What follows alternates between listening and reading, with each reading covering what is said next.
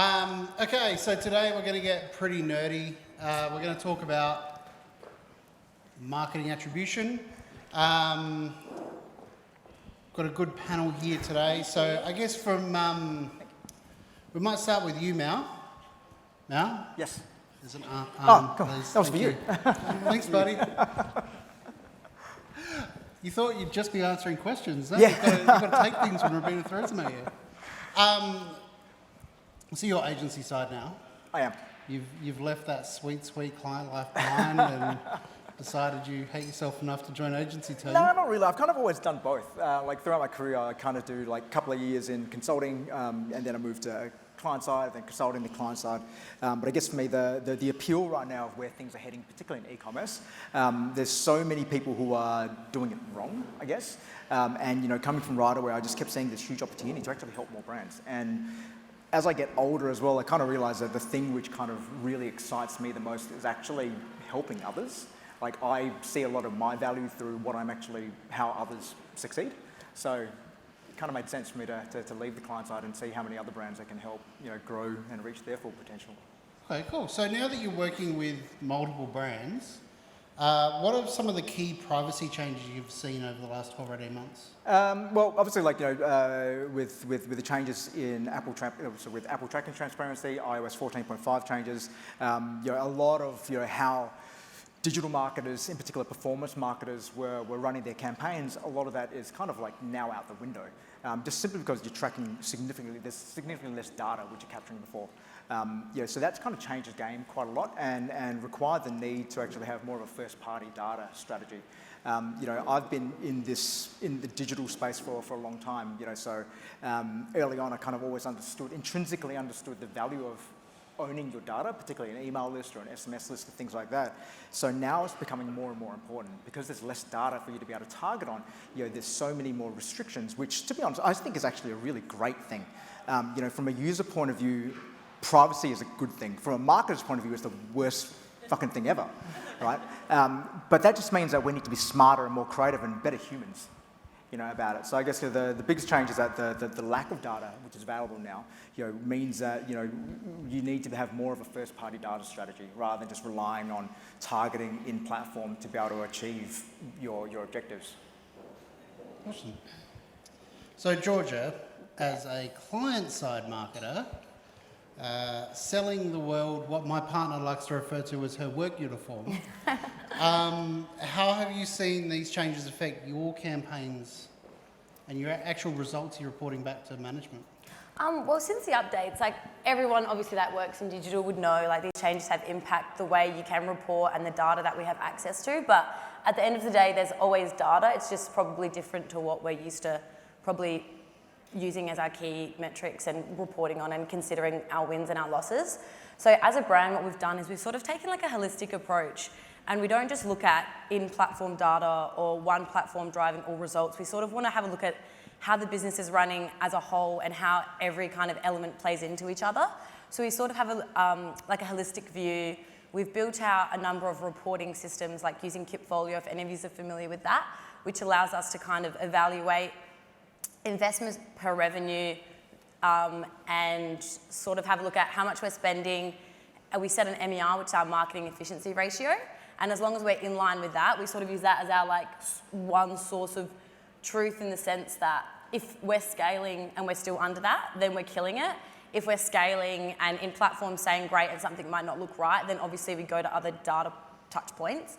But yeah, as a brand, we've sort of just had to look at different ways to look at data and interpret it and work out what's best for our brand. And it's kind of good that we are a brand, because we can look at the whole thing, where if you're sometimes in an agency or if things are split out across multiple agencies, it's kind of hard to understand, is this driving it or is that driving it? And that's how we've sort of built out really strong reporting and introduced kind of attribution tools and stuff like that, so that we can know when we're doing things. Yes, we might only have 60% of the data that we need to make the decision, but going off experience, going off what we do have access to, we've sort of pivoted in that direction. And we've also taken a big approach in understanding performance creative, and the way that back in the day, you could probably have a pretty average product, a pretty average ad, and if you had really good targeting, you could probably convert. Where now it's sort of like brands don't have that luxury of just going, let me just find my audience and hit them up,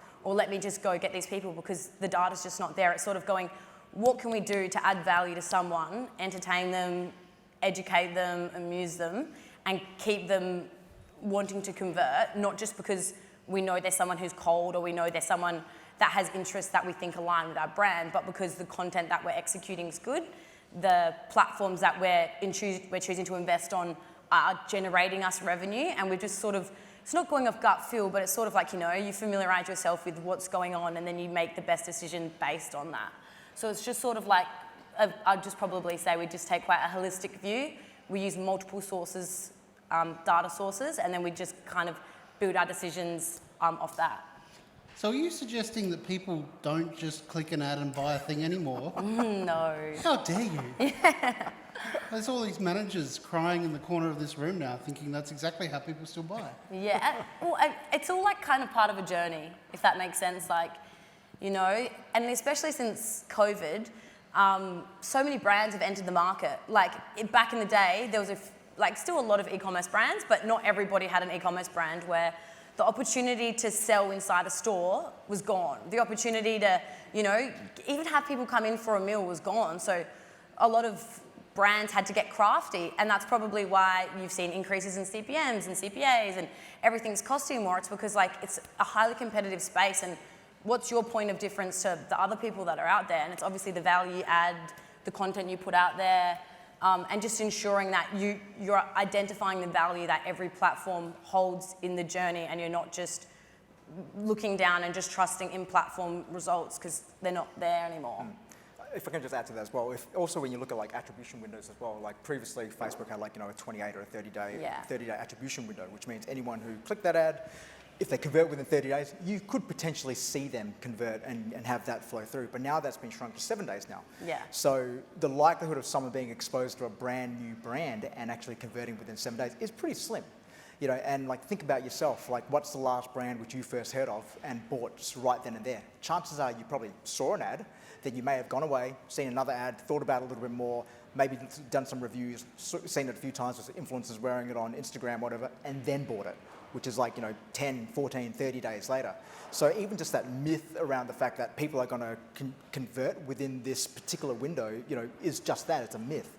Yeah. So I love what you were saying before, Georgia, about MER. MER is one of the most underused metrics which I see, particularly in e-commerce, where people don't understand that, because it's a great proxy metric, which kind of sums up all your performance media in one, not just specifically looking at one channel versus another. Because I tell you what, if you looked at each one of these platforms and added up the revenue you got from each one, it'd be a lie. You'd be making 3 times more money than you are already. You'd be a millionaire. But yeah, I completely agree with that. And that's why, the way it kind of works is say in Shopify or whatever platform you use, saying you made 100 grand, and you'll be like, oh, that's awesome. And then you will have spent potentially, maybe you spent 120 grand across all of them. So even though you're seeing 100 grand come in, if you're spending more than you're earning, and then at the end of the day, if your profitability is not there, then you're kind of just wasting your money and your time. So that's why it's good to introduce these benchmarks, sources of truth in an area where there's not that much transparency, so that you can go, okay, I'm not seeing the accurate results everywhere, but from profitability, loss, spend, income, we're still achieving this margin, we're good, let's keep going. So it sort of works like that. Yeah, we do a lot of work in B2B and higher spend type products, and they don't convert in 7 days. They don't even convert in 30 days sometimes. Yeah. You find clients, 60, 90 days. In that last 60 to 90 days, they make half their money. So they might have had a touch point early on, but it's not until way later. Yeah. And it's quite hard now for even emerging brands, and I'd say smaller brands that kind of don't have the capacity to invest in these attribution tools and stuff like that. And it'd also be hard for say smaller agencies that are trying to prove their value to their clients, which I'm fortunate I'm client side, so I don't need to go to my boss and be like, oh, I'm doing a good job, I promise. Because we obviously see the conversions and all that coming through. But if you rely solely on in-platform data now, it's really challenging, but that's where you sort of have to just understand that it's not actually the source of truth anymore. And that's why you use other data touch points to bring them in and go, this isn't real, but when I spend here, this happens and this happens, awesome. Let's keep doing it, sort of thing. If any of you guys do that. But yeah, that's what we do. So I'll swing over to Mal for a sec. How have you actually changed your approach to attribution and tracking with these changes? I think we touched on this already in terms of just coming up with different metrics to look at. For one thing I always look at is making sure that you're assessing all your entire performance on the same viewpoint.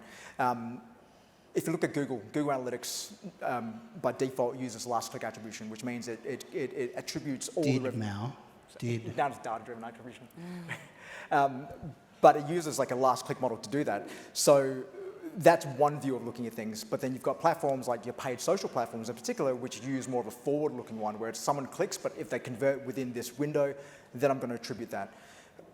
I like to boil things down to one way of looking at things, which in most cases is the GA way, just to be able to at least set that level and just to understand that, okay, well, this is kind of historically the sort of composition of your revenue. That way, when you start turning the needle on things, like you start investing more in paid social, you can then look at it going, okay, the in-platform is telling me this, but on a GA last click, this is what it's telling me.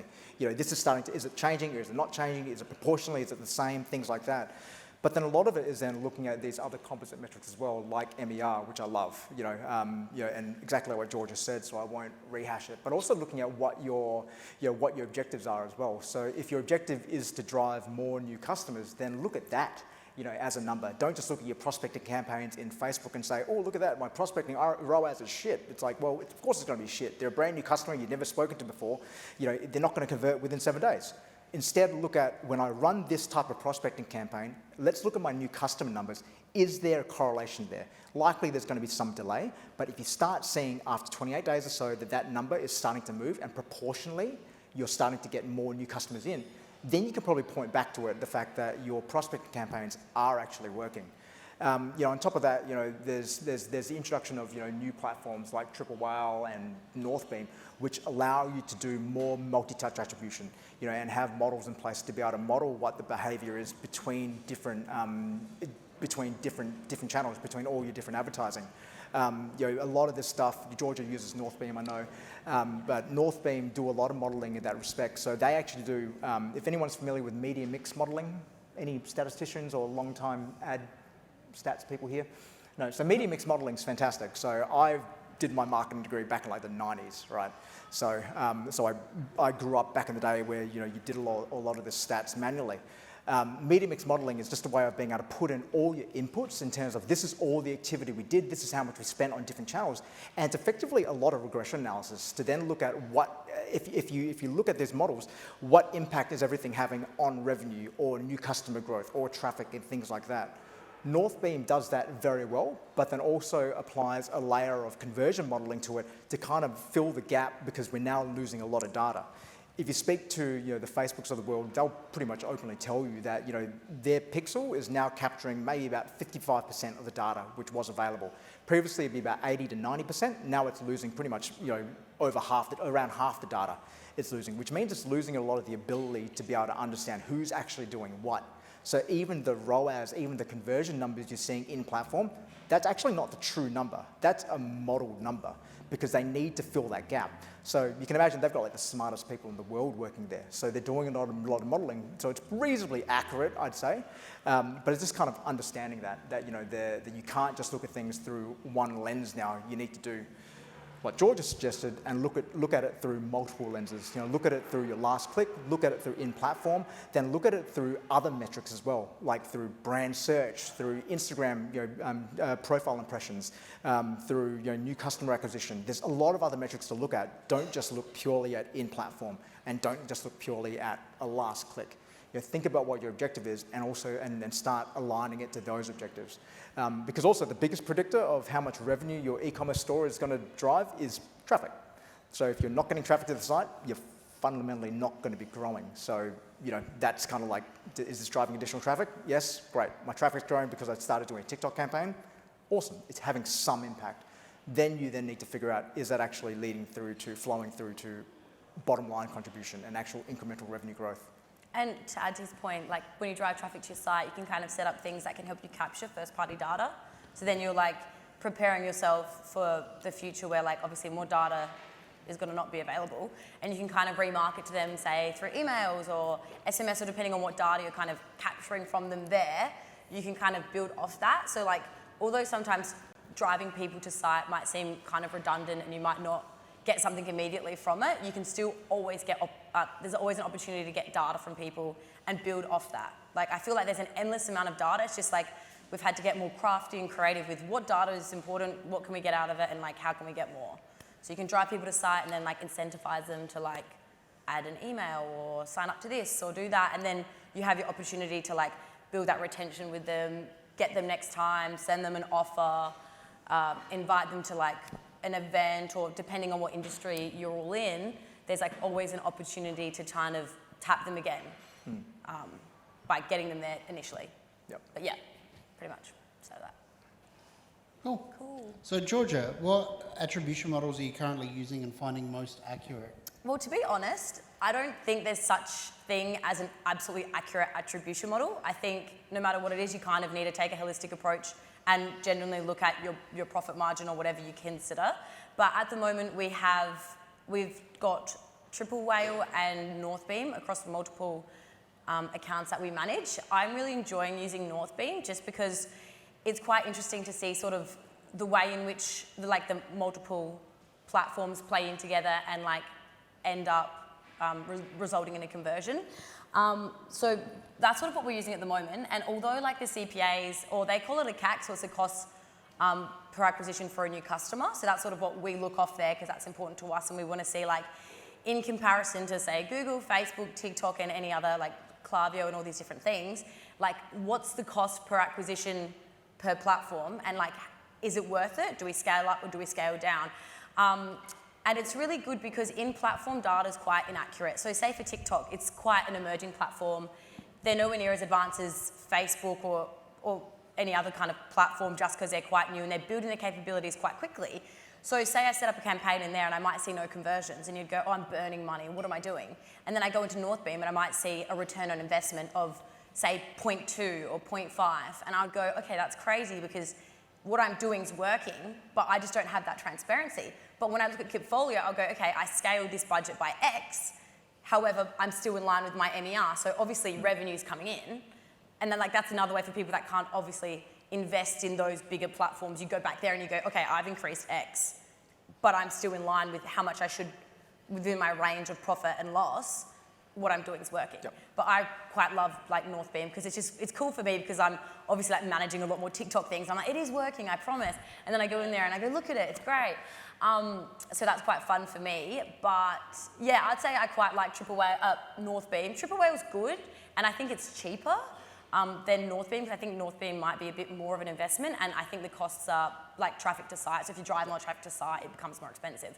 But Triple Whale, I've heard of like a few other brands investing in that and quite enjoying it because you just kind of, you get like a holistic view. And I just find, obviously Google Analytics is awesome, but obviously it favors Google products, it's intent-based, it's last click, and I just sort of think everything plays its role in the journey. So I really like Northbeam at the moment, but it could change, who knows.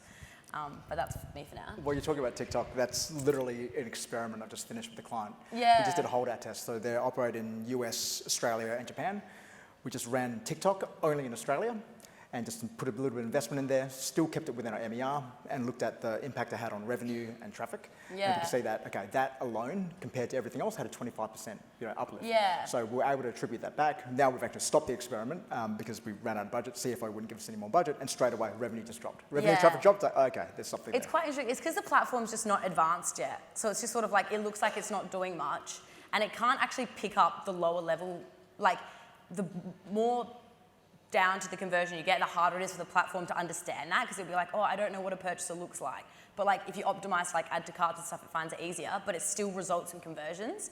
And I spoke to a few brands that don't actually use Northbeam, and they just go, oh yeah, we don't use any attribution for TikTok, it's just the halo effect, and they just say, we just chuck money on there and we see it go up. And I was like, that's wild. But you know, I think they just figure if it's working, like why knock it? They don't need the numbers. And I was like, that is crazy, I don't do that. But yeah, so it's just sort of just like, that's why attribution tools are cool, because Google's quite biased, because it's just like, Google's the best when you use like Google Analytics. You're like, no, social platforms matter too.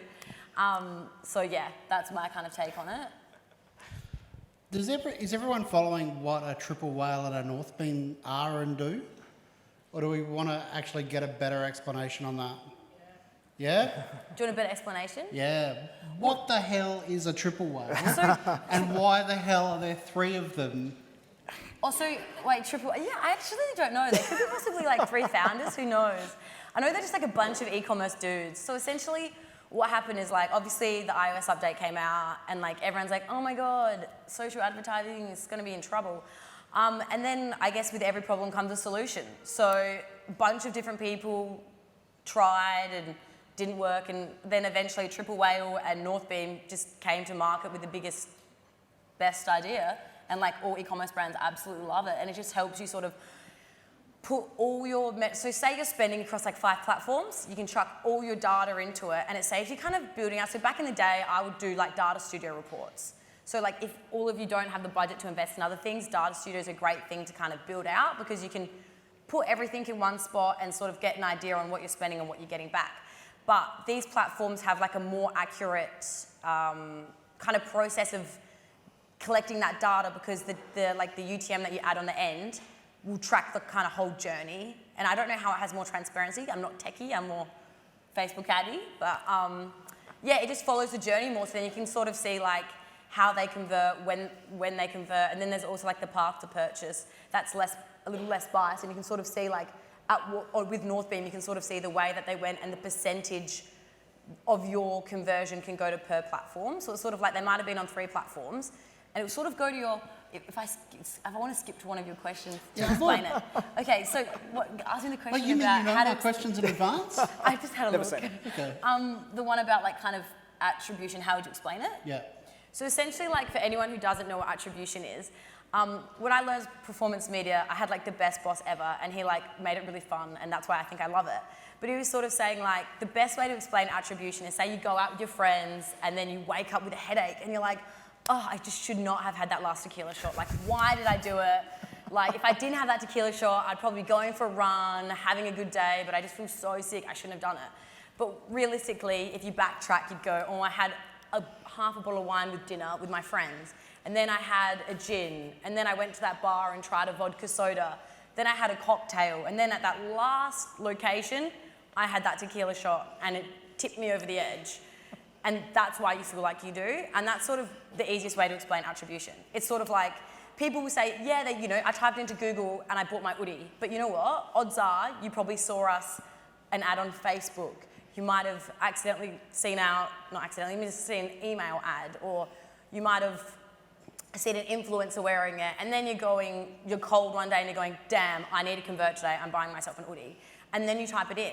So it's kind of having that like holistic view on, every touch point matters, and it all helps in the journey, and it all helps build a brand, and it kind of works like that way, if that sort of makes sense. Did you guys all get that analogy?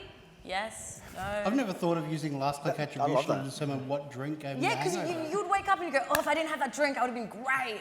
But it's like, no, you've probably had 7 drinks, and that's why you don't feel good. But you just remember the last one. But yeah, that's the best way to, like, the most fun way to describe attribution, I'd say. So yeah, like when the changes first hit, I don't know about the 2 of you, but we kind of saw a 20 to 30% hit on Facebook conversions almost immediately. Not because the conversions weren't happening, but just because they weren't attributed in platform. Yeah. So these kind of platforms, through UTM tagging, through their own first-party pixels and cookies and things like that, just help us collect more accurate data on each stage of the process. Yeah, and I'd also recommend, like, if you are on any platforms, like, have really good account hygiene in terms of, if they're recommending to do API connection, do it. Like, connect where you can so that you can make sure that every opportunity you can get data, you are getting it, because it's quite hard to get, and then that's why we've pivoted and we're looking in performance creative, because we can't see what's happening, but if we know we're giving you something good, if you want it, you'll convert. And that's why it's a really important like art versus science sort of time where, your media agencies and your creative agencies, your internal teams, they really need to collaborate and they really need to chat and communicate, because, whatever you're doing creatively actually needs to be supported by data. Otherwise, you're just shooting your shot and like hoping for the best, which in this day and age with such a high volume of there's so much content out there, you know, it's such a competitive space. So you just sort of really need to like not just do things for like the fun of it and be like, okay, who's our audience? Who do we want to speak to? We can't see them because they're all invisible now. Or like someone who's trying to sell an attribution tool that was not ideal and we didn't go with it was sort of just saying like, Facebook's drunk now. And I was like, that's so true. Because it kind of can't see everybody.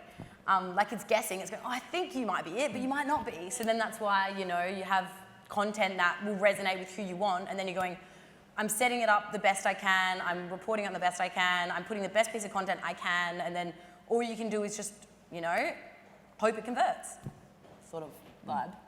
But also making sure you've got a lot of first-party data as well. Just Oh, kind of for sure. going back to that point. First-party data. You know, like probably the biggest thing which happened like after, you know, May 2021, April, May, something like that. You should remember the anniversary, Mal. Yeah, somewhere like that. It's like April 14th. Oh man, it's so bad with dates. Bad day. I don't even remember when I was, you know, when I got married.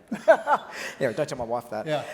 Look, if anyone here knows Your Joe's live wife, Look, I actually saw very little change in right away.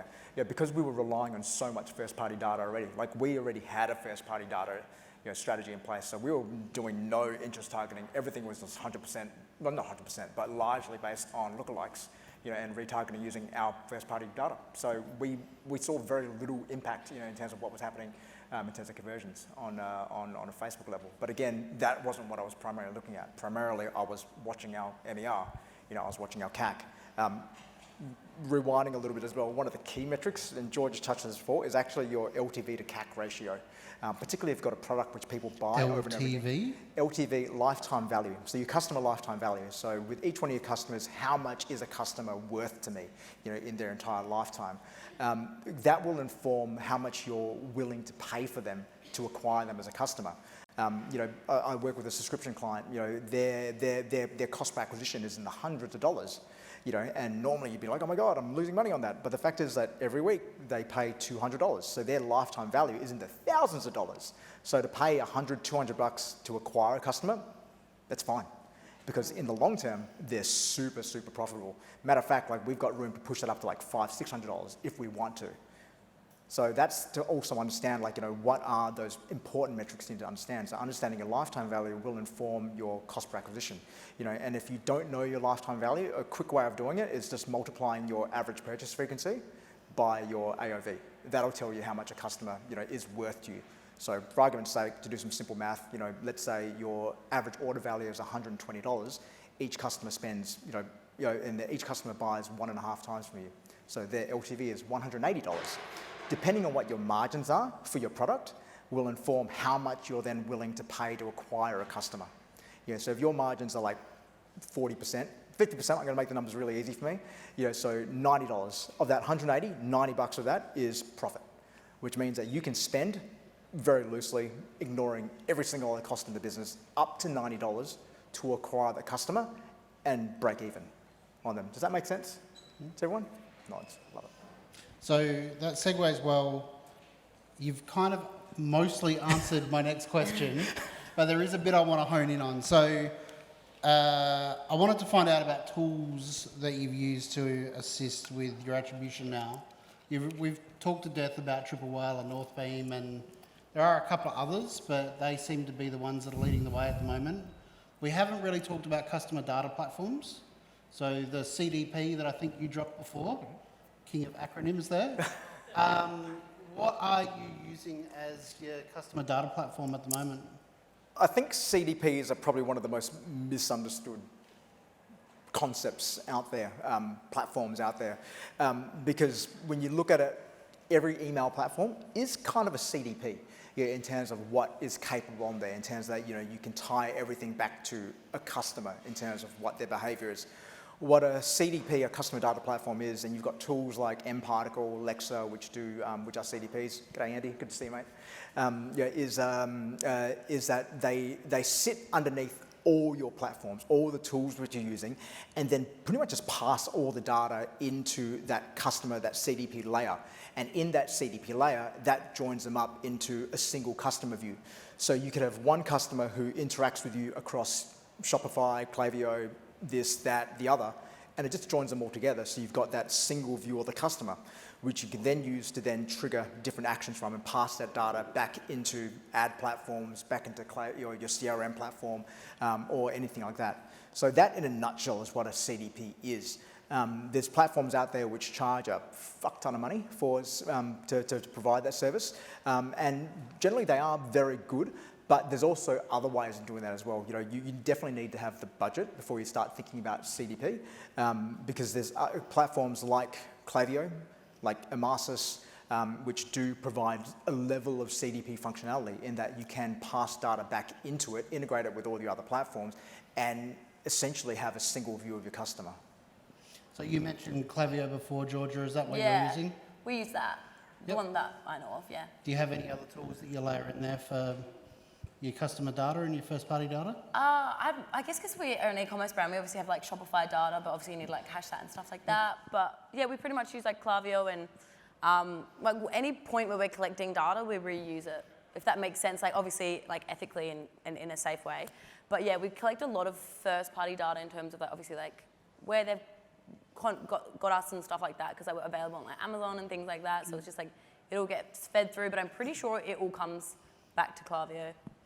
And a quick tip there is just these platforms are evolving over time. So I know Klaviyo kind of relaunched a couple of months ago to be more of a Yeah. CDP. Klaviyo one, yep. And they've got integrations with Facebook and Google to pass audience data in. Yeah. But a lot of people, a lot of the time, we just find that they're not using it. No. So it's a huge missed opportunity. Like if your performance agency is not using first-party data, is not using Klaviyo audiences back into Facebook, I'd be seriously asking them some questions, to be perfectly honest.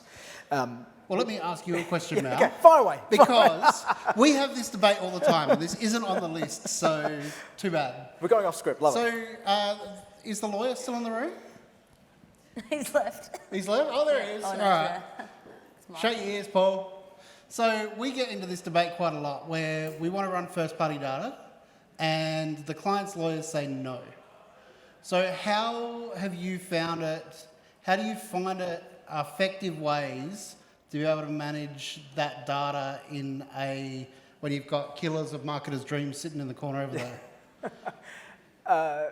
I've never had that problem. What? Really? I've never had that We have problem. that all the time. Really? What category are they in? Yeah. I don't want to name and Is shame. it like medical or something? I don't want to name and shame because they might be in the room. Yeah. But that is a thing that comes up, particularly with larger, more risk-adverse Wow, okay. organisations. I work with some $100 million brands, and Right. trust me, they have no issue with me using first-party data. I think you just So- need to make sure it's done correctly, like hashing it and stuff like that, and making sure that it's not like violating. Like I think when they pass it to you, they need to do it before they give it to you. Because when I worked in Starcom, Melbourne, in the performance team, I remember like if they tried to send us their data and they hadn't done whatever they need to do to not let us know who it was, we weren't allowed to accept it. We had to delete it. We had to let them know like you can't do that. Yep. So potentially maybe it's something on there, like if they make it that you don't know who it is, it should be okay. Like if Yeah. you're talking Unless about it's customer, like- because I'm yeah. talking customer data. Yeah. Like I'm only using customer data, like Yep. through Shopify audiences, which are flowing into Klaviyo and then segmenting them in Klaviyo and then pushing them back out to the ad platform. That's first-party data from a customer who's already consented Yeah. and opted in. So I've never had an issue with that. In terms of if someone's given me an external list to use, I'd probably be a bit Yeah. sketchy Yeah, no, I on that. wouldn't use that. Yeah. No. Like from our perspective in B2B world, I know there's a lot of B2B marketers in the room. We find the CRMs are getting really good at this now. I'm going to talk to HubSpot because that's what we use, but integrated with the conversions API with Facebook, integrated with Google Ads API so that they can feed that conversion data straight back. But the other great part is running your static and active lists so that they can automatically update your audiences on Yep. the fly and keep using that first-party data. Yeah. Yeah, it's magic. Yeah, it's amazing. All right.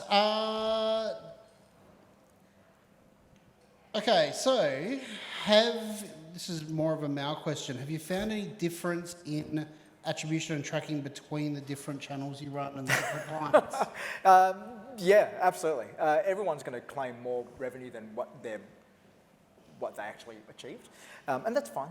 Like I said before, Except TikTok, apparently. George just said they're claiming Yeah, nothing their and platform's, making money. their platform's not smart enough yet. it's starting getting to. I've there. noticed the last few weeks it's getting starting to get there. more conversion data. Actually, I was actually hanging out with Yeah. the TikTok guys last week. Yeah, they Yeah. update. I think they're doing like constant updates all the time. They are. So it's just like, their platform's performing pretty Yeah. well at the moment. Yeah, in terms of they're all different. They're all different in terms of how they're attributing it. It all depends on whether it is an API or whether it's a pixel, which is capturing that conversion.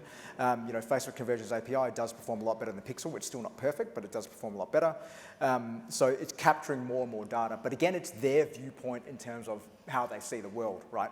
That Facebook is looking now at a 7+1, 7-day click, 1-day view through, in terms of whether it attributes that conversion or action back to that ad. So that's their way of looking at the world versus Google's way of looking at the world. And then Klaviyo has its own way of looking at the world in terms of like, did we send this person an email? Yep. Did they perform an action? Yep. Great. Okay, well, I'm taking some of that revenue. So they will all claim more than they actually probably did, which is why they're great. Those in-platform metrics are great for optimization, and that's the only way I would use any of the metrics coming at me in Facebook or Meta or Klaviyo or anything like that to actually inform me how to optimize that specific campaign, that specific platform. But then I would still use as my source of truth whatever last click attribution or thing like that, which as a business we've agreed on, to look through things. And you've kind of already talked to this, Georgia, and how you manage the different attribution from each channel. yeah. But are there any particular trends that you find with each platform? Well, I think adding to what Mal said is that a lot of them either overinflate how much you can attribute to them, so you kind of can't rely solely on that. And it's just because even they say it's a guesstimate almost when they say that they let you know that it's not 100% accurate, and that's what the platform sort of assuming it contributed towards your overall profitability. So it's just sort of I use that sort of adding to Mal's point as a way to optimize and say I have a look at it and in say whatever you use, if you use Data Studio or we use Tripleware or Northbeam or whatever it is, you kind of go in there and you have a look at it and you go, okay, if it's saying this is what it is, in the platform it's either way more efficient or way less efficient. Some of them will be better in the platform, worse on Northbeam, better on Northbeam, worse in the platform. It's just sort of looking at that, engaging it and just going, overall, I use the MER as my source of truth. So I'll just go, it's saying I've got a ROAS of 1, but it seems to be increasing revenue a lot. So obviously it's probably more than 1, or if we say it's 7 and I've only had maybe 4 purchases, you go, that kind of can't be right. So it's just sort of using logic behind what's in front of you, but using it to work out, oh yeah, I'll invest in that campaign again, or I'll invest more in prospecting or remarketing, or yeah, this creative performed really well, this one didn't get any conversions, and that's sort of how I use the numbers I see in the platform, rather than being we made $50,000 off of a Pinterest campaign, you know what I mean? Because some of them really overinflate what they result in. Ryan, you said something before about accuracy, and you've said it a couple of times actually, and I think we conflate accuracy and reliability. They're actually two different things. And when you think about accurate, a number which is accurate is the Facebook data is probably accurate in terms of that from that very specific viewpoint. That is accurate in terms of how much revenue was driven from that particular campaign. But it's not reliable in the fact that you can't actually use that data reliably to make business decisions. Whereas a number like MER, like marketing efficiency ratio, is not accurate in the fact that it's a composite number. We're kind of assuming a whole lot of things to come up with that number, but it's a reliable number. So it's a reliable number that we can use to go and make business decisions on. Similar with things like customer acquisition cost. Things like that are great numbers to be able to use. They're not accurate, but they're bloody reliable because it's actually what happens, and you can use that to kind of predict what's happening, across other platforms and how you're performing as a whole, rather than focusing on the accuracy of certain numbers. So I think the question about, what's the most accurate There isn't one. attribution, there isn't, some of them are more accurate than others, but are they reliable? That's more what I'm looking for. What's the numbers which you can use? What are the metrics you can focus on to really optimize your business against? Because if you optimize your business purely towards a Google ROAS, Google Ads ROAS, you'd be going nowhere fast. Similarly in Facebook, you need to figure out what are those numbers outside of that which are reliable, which you can use. Yeah, I guess the other thing with Triple Beam and North Whale is, you kind of touched on this before, but they make certain assumptions about their attribution to provide the model. Yep. So each of them is accurate to the model that they're tracking. Correct. Same as the platforms, they're accurate to the model that they're tracking as well, which Yeah. isn't necessarily what you want all of the time. Yeah. Yeah, it's sort of like the numbers aren't accurate, but it's giving you as close as you can get to a reliable answer. So it might say, like, say you've got 5 channels. Obviously, Google always wins because it's like intent-based. People go there at the end, and it is really important. I'm not like dissing it. You need it. Just put all your money in brand search. Like, yeah. don't advertise anything else. Just put everything in brand search. Yeah, and it just sort of gives you an idea of going how they all work together and where they achieve. And if you're looking at it and you're going, this is way less efficient than this, then you go, well, maybe I should invest less here. Maybe I should invest more there, rather than going, this is 100% how much it costs. This is 100% how it costs. It's more like gives you a holistic overview of this is what we're doing. This is what we should do more of. This is what we should do less of. And adding to Miles' media marketing mix, it sort of like plays into that. So they all kind of link up at the moment, if that makes sense. Yes. Cool. Yes. If it doesn't make sense, we're going to open up to questions in a minute because I know we're nearly running out of time. But Wow. before we do that, We chew through the hour. before we We're do like, that, oh. I want to touch on the next thing to ruin all of our hopes and dreams. Apple are bringing their new privacy tools into email as well. So now we're not only getting less visibility over website visitors and attribution there, we're also seeing that open rates and click-through rates are impacted as well. So is there anything in particular that you're both doing to prepare for that or to tackle that? Prior to the update rolling out, our CRM guru introduced an audience that was like people who opened and clicked on an email. And then Klaviyo, because I think it's quite an advanced platform, I'm not in it that often, but I hear about it. They've allowed you to view if they have Apple privacy on or off. And what we're sort of doing is if they have the privacy on, we're not emailing them just because we'll be kind of higher in the spam, like we'll be categorized as spam, and then it's like they're not actually going to be getting the email and they're not going to be engaging with it.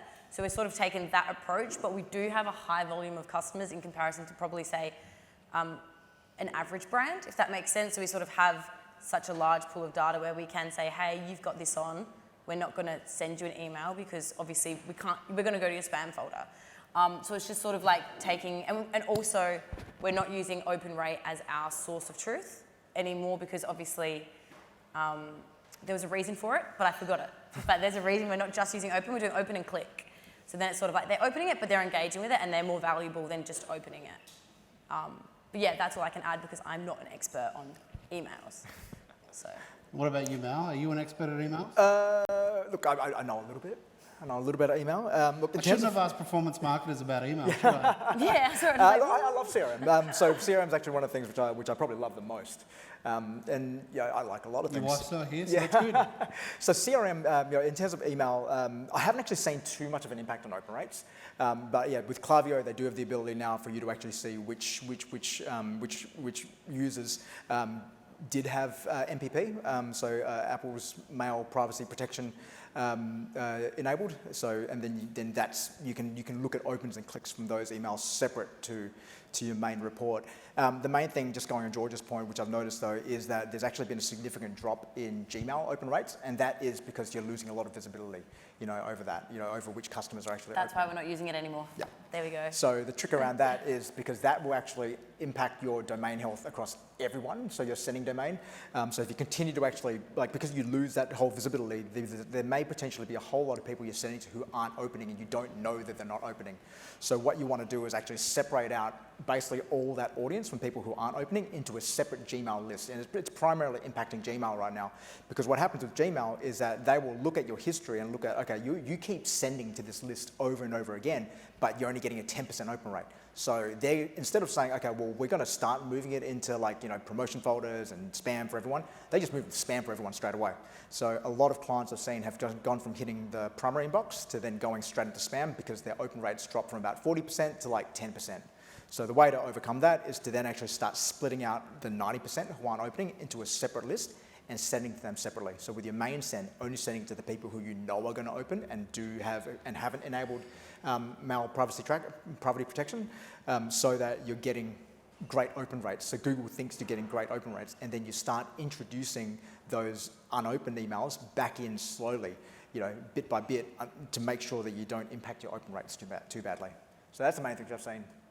But in terms of how very little impact on overall open rates, provided you can make those changes, and particularly in Gmail, where I've seen most of that impact. Okay. So everyone go back and segment the Gmail. If you're using Klaviyo, big tip is to click into a campaign and click into your advanced reports. That'll tell you your open rates by inbox, so whether it be Hotmail, Yahoo, Gmail, and look at the Gmail open rate. If your Gmail open rate is significantly lower than the others, then you are being penalized by Gmail, in which case do what I just said, move it out to a separate list, focus only on your engaged customers who are opening emails, and then remove everyone else and start gradually adding them back in, because the more you could continue to spam that list, the more damage you're going to be doing to your domain reputation. Cool. Thank you. All right, we'll open the floor to questions. Does anyone have any questions for Mal or Georgia? Rabina has.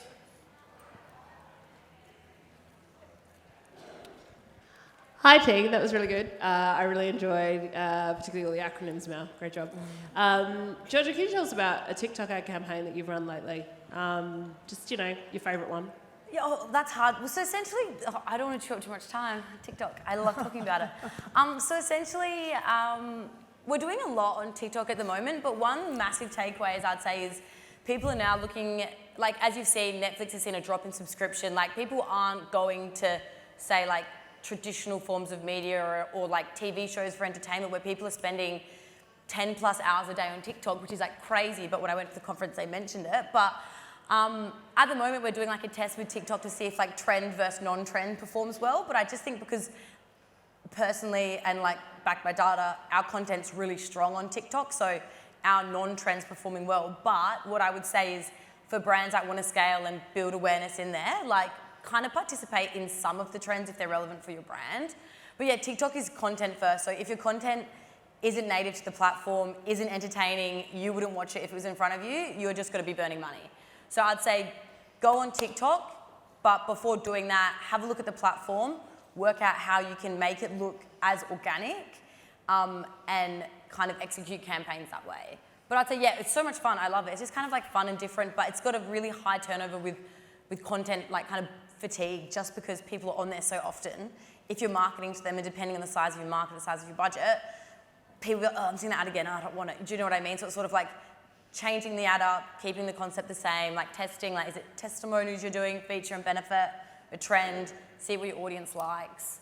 But yeah, I love it. It's quite fun. And we've got an absolute TikTok guru in-house, and she loves shooting content, and everything she shoots is gold.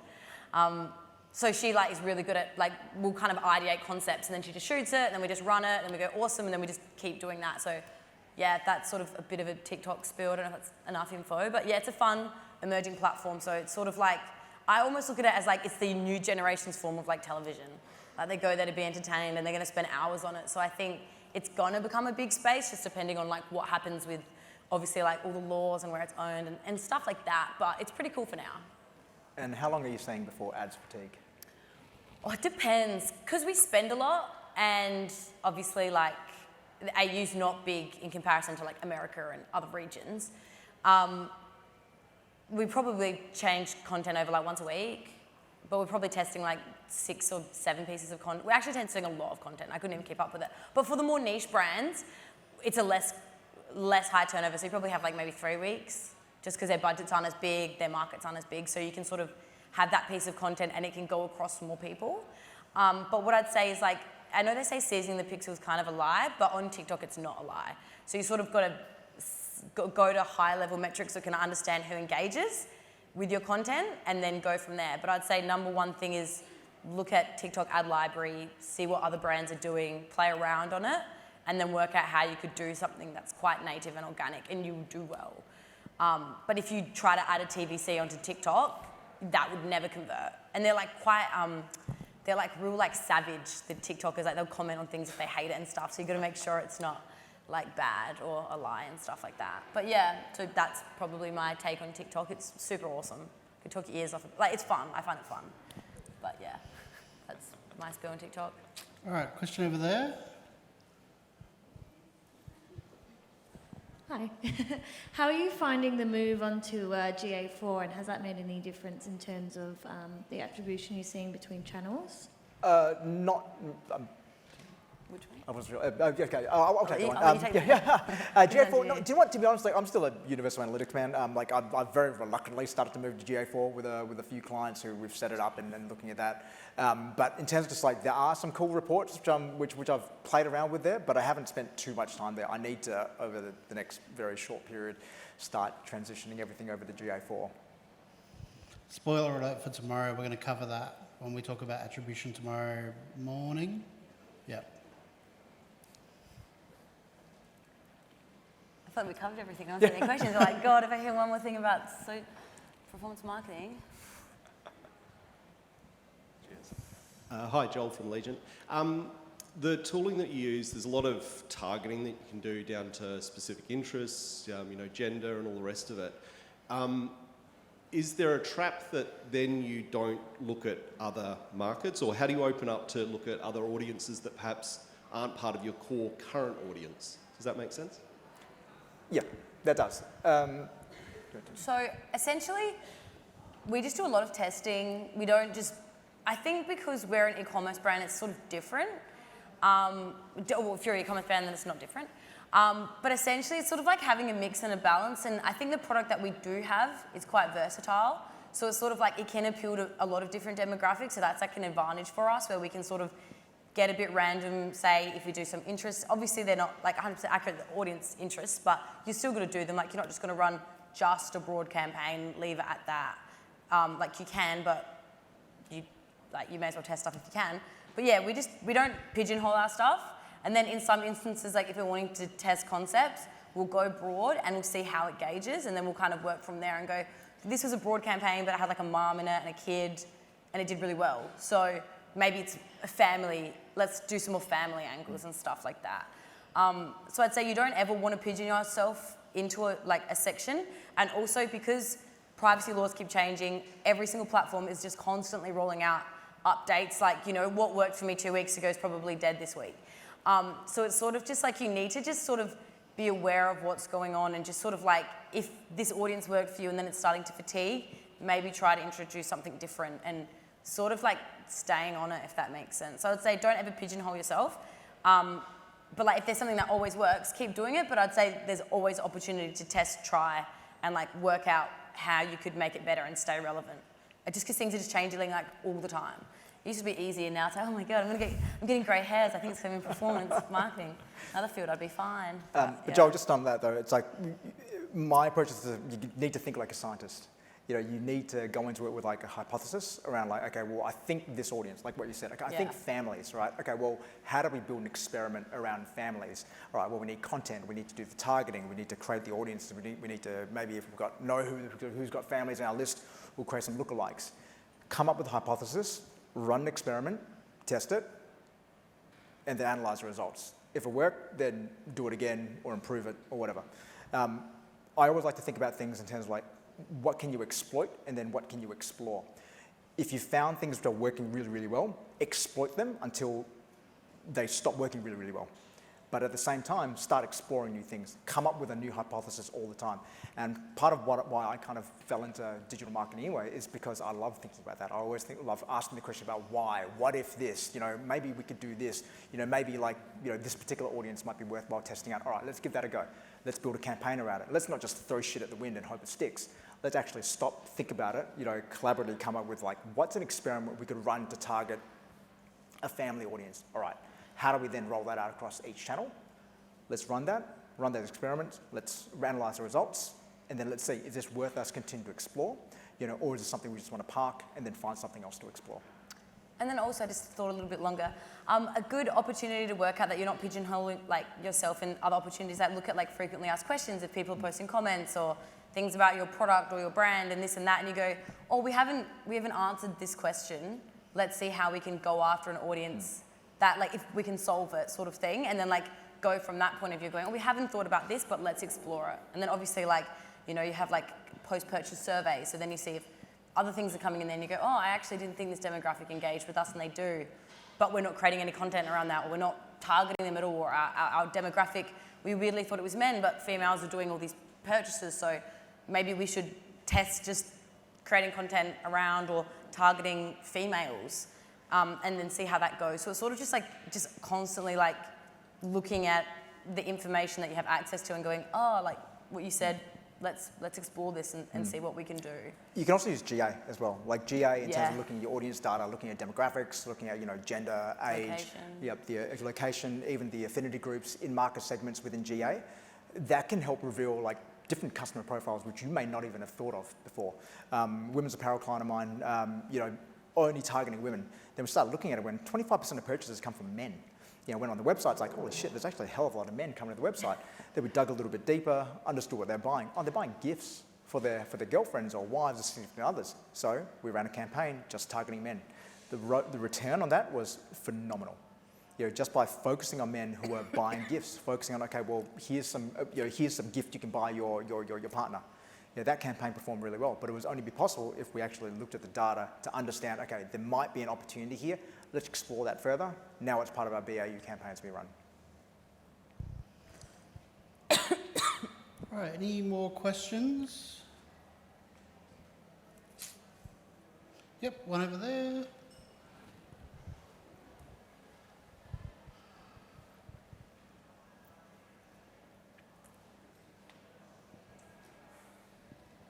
Hi there. I've just got a question, Georgia, about your kind of influencer marketing, how ROI on that, and whether you think that's kind of good for the UD. Regarding like exact ROI, I don't have it, but it's definitely an important part of our strategy, and it's something that like I think we're going to continue to invest in and grow. I think for brands also due to like data privacy and stuff like that, it's really good to align your brand with people that you want to kind of cut into their segment and like their market share and build like it gives you an opportunity to build an identity with your product. So like by aligning yourself with influencers that might be like in a category that you want to expand in, it's a really good opportunity. And even getting like kind of like micro influencers if you don't have the budget, because they're a bit more authentic and they might have like, they might only cost you $500, but they might generate $5,000 or $1,000 depending on what your profit margin needs to be. I think it's definitely something brands should explore, but don't just go after any influencer. I'd say if you're going to invest in it, like make sure they're authentic, make sure they're genuine. You don't want someone that's just behind every single brand deal because, I think even as someone who consumes social media, I'm sure you're the same, you can almost identify when someone's inauthentic, like being like, oh my God, I love this like moisturizer, it's great, and it's like not even opened and they were advertising another moisturizer the week before. So I'd sort of say it's a really important part of brand strategy depending what you're in. It helps you build personas behind your product.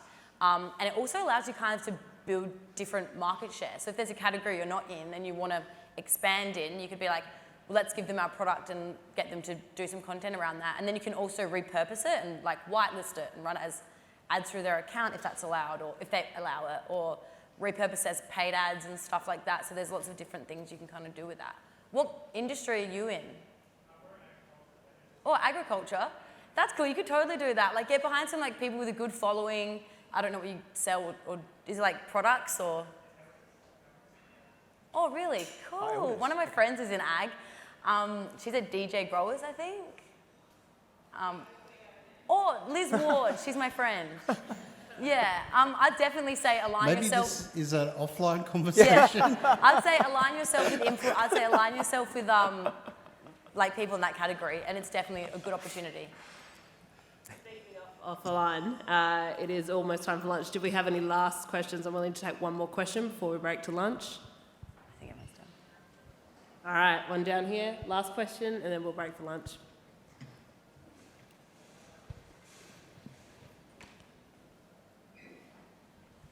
Hopefully not too much of a dry one, but data privacy is an important thing, but data ownership, how much is that a consideration with using all these different platforms? Who actually owns your customer data at the end of the day, between the platform or your client, or is that something you delve into? Well, in terms of like who owns the data, like if it's first-party data, you own the data, so you need to make sure that you have all the consents to use that data. Paul's probably going to tell me I'm wrong. But as far as like... No, he'll write a very thorough consent document for you. That'll be $5,000 now. Thank you very much.